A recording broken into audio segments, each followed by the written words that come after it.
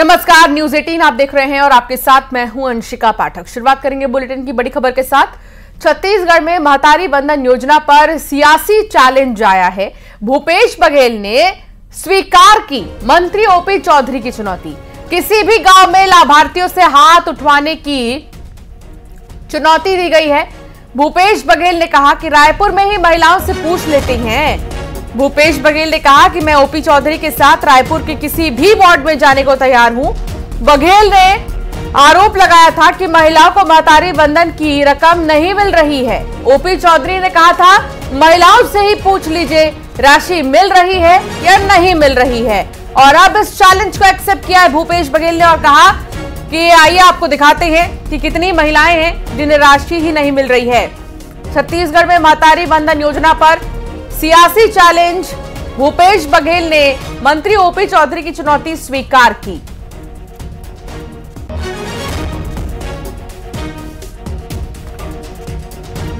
भूपेश बघेल ने कहा है कि चलिए ओपी, कब चलना चाहते हैं।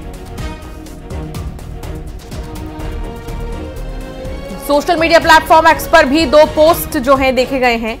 ओपी चौधरी का एक पोस्ट और भूपेश बघेल का एक पोस्ट, जिसमें कि महतारी वंदन योजना को लेकर, इसकी राशि को लेकर सवाल खड़े किए गए।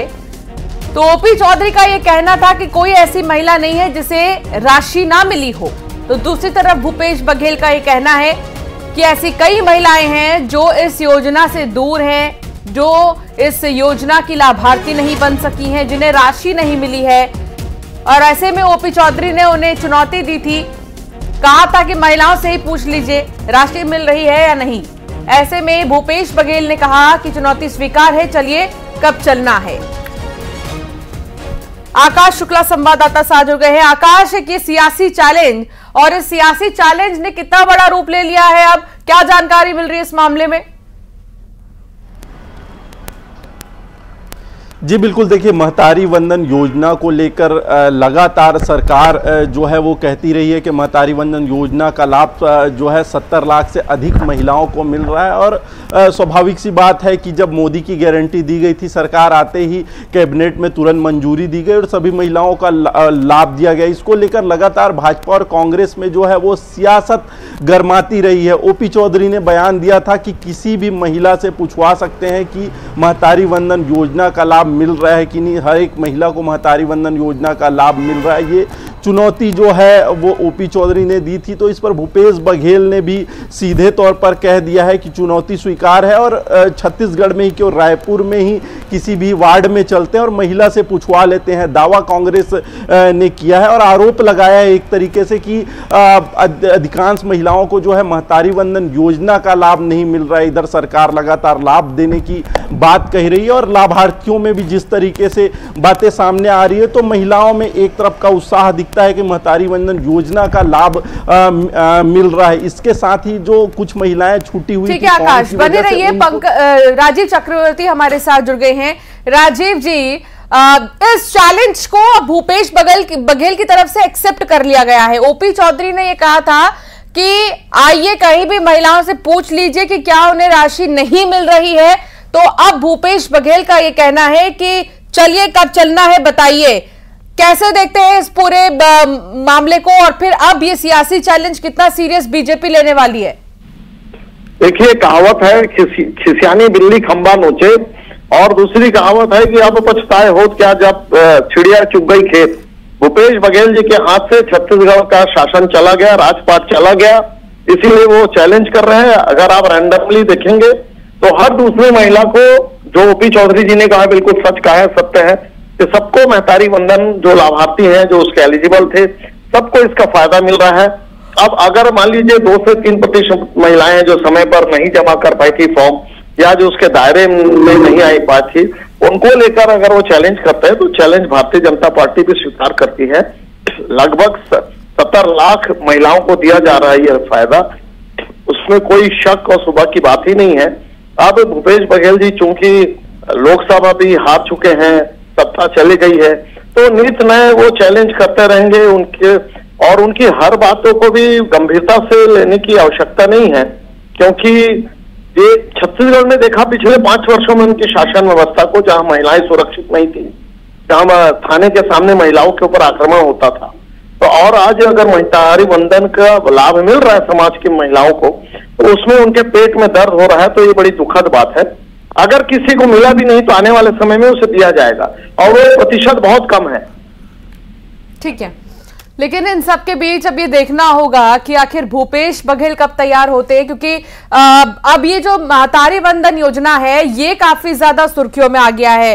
राजीव जी, क्या आपको लगता है महतारी वंदन योजना एक ऐसी योजना है जिससे कि चाहे लोकसभा के चुनाव हो या विधानसभा के चुनाव हो, जो महिला वोटर्स है जिनकी संख्या बहुत ज्यादा है वो काफी प्रभावित हुई थी, तो अब क्या विपक्षियों की तरफ से इसको टारगेट करने की कोशिश, इसको मुद्दा बनाने की कोशिश हो रही है?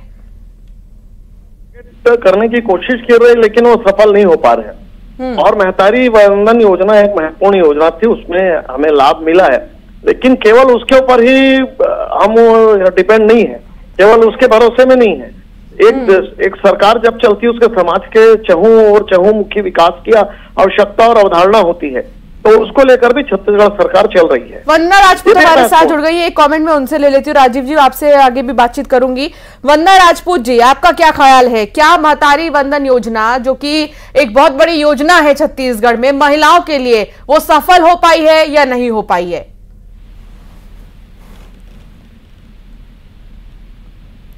वंदना जी, आप तक आवाज आ रही है?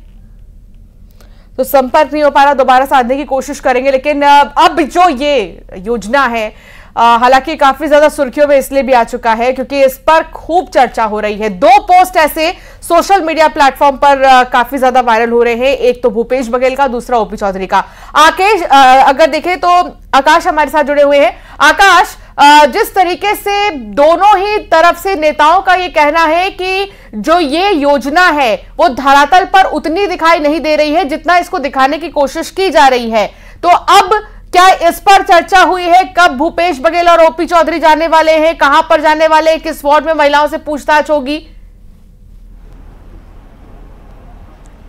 देखिए, महतारी वंदन योजना स्वाभाविक सी बात है, बड़ी योजना है, और इस पर जब विधानसभा चुनाव हो रहा था तो सत्ता पर जब कांग्रेस सरकार थी तो भी महिलाओं को साधने के लिए एक बड़ा वादा किया था, और कांग्रेस ने भी महतारी वंदन योजना के सहारे महिलाओं को साधने में जो मोदी की गारंटी लाई थी, तो भाजपा को कहीं ना कहीं सफलता मिली और मालूम था कि महिलाओं का साथ उन्हें सत्ता तक ले जा सकता है। ये विधानसभा चुनाव में देखने को भी मिला, और लोकसभा चुनाव में भी जब विधानसभा के बाद कैबिनेट में सरकार आते ही मोदी की गारंटी में ये पास हुई, महिलाओं को लाभ देना शुरू हुआ, तो लोकसभा चुनाव में भी इसका जो फायदा सीधे तौर पर देखने को मिल रहा था और इस योजना को भुनाया जाता रहा, और महिलाओं ने बढ़ चढ़कर लोकसभा चुनाव में भी भाजपा के पक्ष में वोट दिया। तो इसको सरकार लगातार भुनाते रही और बीच बीच में महिलाओं को साधने के लिए इस योजना की बात करते रही, और स्वाभाविक सी बात है कि इस योजना का लाभ ज़्यादा से ज़्यादा महिलाओं को भी मिलता नजर आया है। ऐसे में बड़ी एक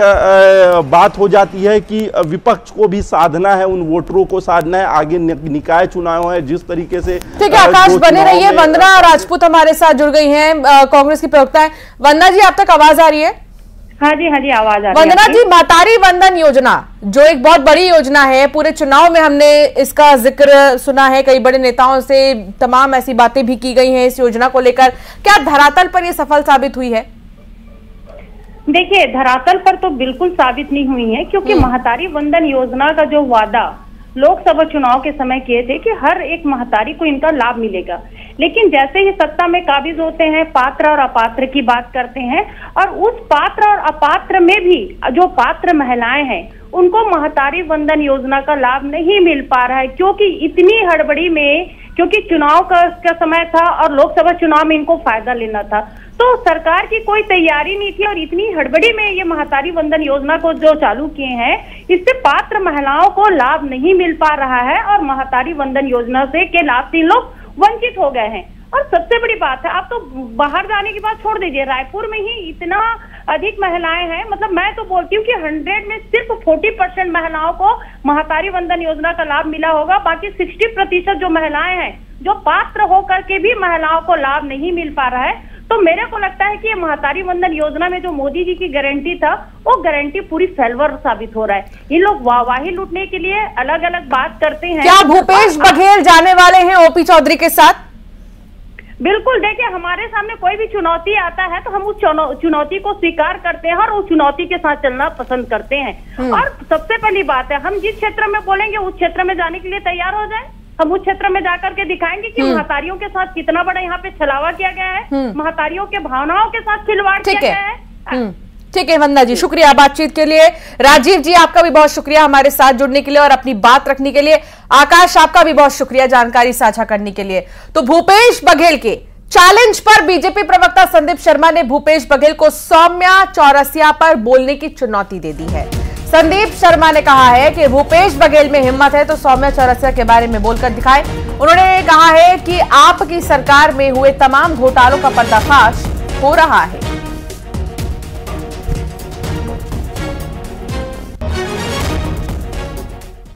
और जो अभी जेल में है, लगातार जेल में है, और इसके पहले उसकी लगातार वकालत करते रहे भूपेश बघेल जी, उस पर उनका क्या कहना है?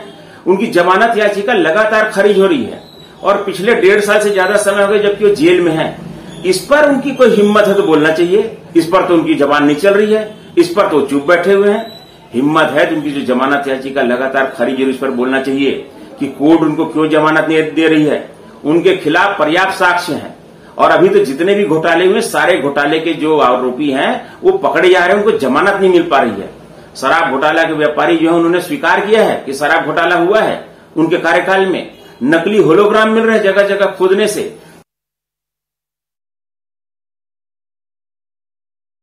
पास खबरों की ओर